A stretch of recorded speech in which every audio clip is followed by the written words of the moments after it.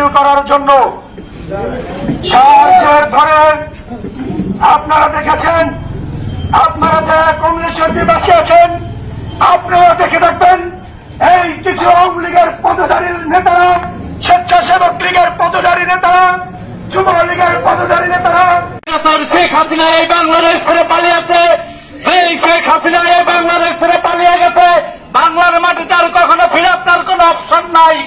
সেই ছাত্রলীগ, কুত্তা লীগ, শিয়াল লীগ যদি এখনো যদি উস্কানিমূলক কথাবার্তা যদি বলেন, আমরা জাতীয়তাবাদী ছাত্র দল এর রাজপথে ছেড়ে আমরা রাজপথে থাকবো, এটাকে আমরা প্রতিহত করব।